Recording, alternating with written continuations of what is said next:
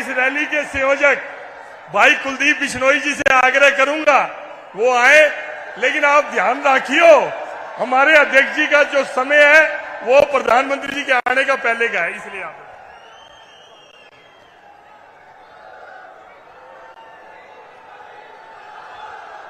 भारत माता की।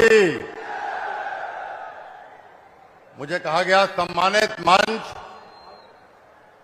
प्रेस के साहिबान, मेरे सामने उपस्थित मेरे पारिवारिक सदस्य,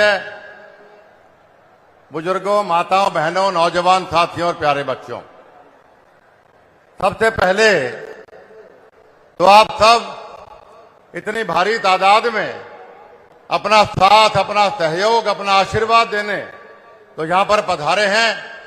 इसके लिए मैं अपनी ओर से, मंचासीन तमाम नेताओं की ओर से आप सबका हाथ जोड़ के अभिनंदन करता हूं, स्वागत करता हूं। साथियों, आप सोशल मीडिया देखते हैं, मैं काफी हलकों में हरियाणा में घूम के आया हूं और इसी प्रकार का जोश, इसी प्रकार का जुनून, इसी प्रकार की हवा आज पूरे प्रदेश में चल रही। इसलिए किसी चीज से बहकना नहीं।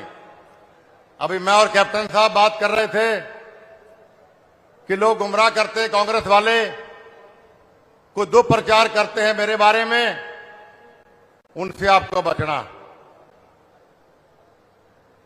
मैंने जब कांग्रेस पार्टी का मेरे साथ धोखा हुआ और जब मैंने कांग्रेस पार्टी को अलविदा कहा तो ये लोग मेरा मजाक उड़ाते थे। कांग्रेस वाले ये कहते थे कि भारतीय जनता पार्टी बड़े नेताओं को खत्म करने का काम करती। लेकिन मैं फख्र से कहता हूं, इतना सम्मान मुझे भारतीय जनता पार्टी में मिला, उसे उतना मुझे कभी कांग्रेस पार्टी में नहीं मिला। इसलिए किसी बहकावे में नहीं आना।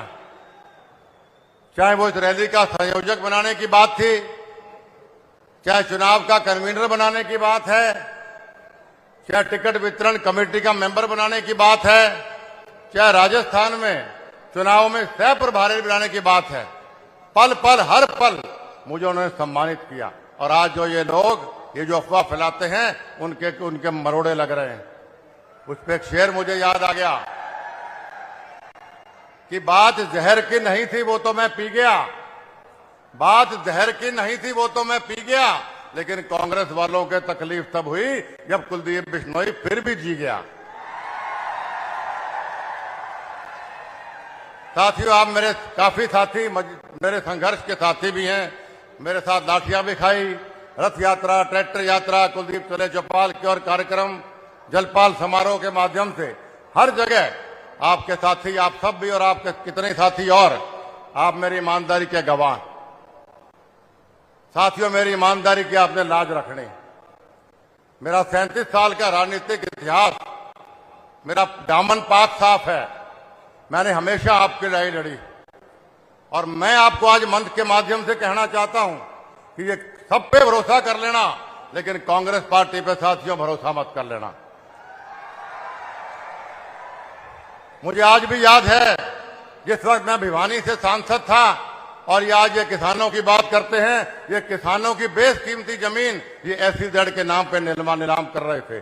तब आप लोगों ने, हरियाणा के किसानों ने, छत्तीस बिरादरी ने चौधरी भजनलाल जी को और मुझे कहा था कि आप फील्ड में आओ, हमें भ्रष्टाचारी कांग्रेस सरकार से निजात दिलाओ। आपकी बात पे, आपके कहने पर हमने हरियाणा जनहित कांग्रेस बनाई और हरियाणा के हर गांव में, आप गवाह है, ईश्वर गवाह है, मैं 2.5 बार हर गांव में का दौरा आपके साथ करके आया था। साथियों, मेरे पाक साफ शरीर को, पाक साफ दामन के गवाह आप लोग। इसलिए आज उस मान सम्मान के लिए आपसे प्रार्थना इन सभी 22 लोगों के लिए करने आया हूं।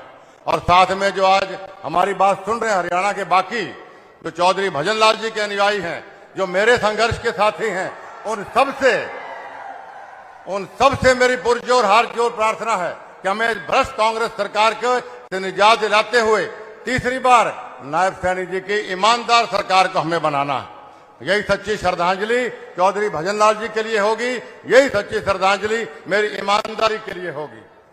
साथियों, मैं जानता हूं आपकी उम्मीदें, अपेक्षाएं बहुत थी मुझसे, लेकिन अभी समय लंबा पड़ा है, आपकी अपेक्षाएं भी किसी दिन जरूर पूरी होंगी।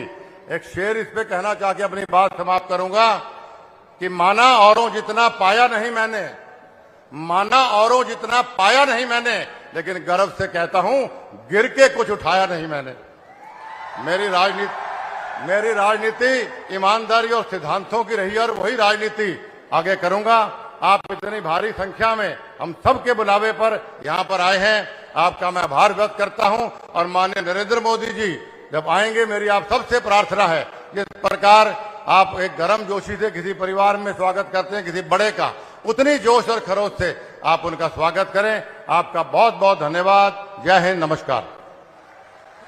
धन्यवाद भाई कुलदीप जी का। यहां के विकास में स्वर्गीय भजनलाल जी का भी बड़ा योगदान है, आज भी लोग याद करते हैं। और ये मेरा सौभाग्य रहा कि मुझे हरियाणा में काम करते हुए भजनलाल जी के काम को देखने का मौका मिला।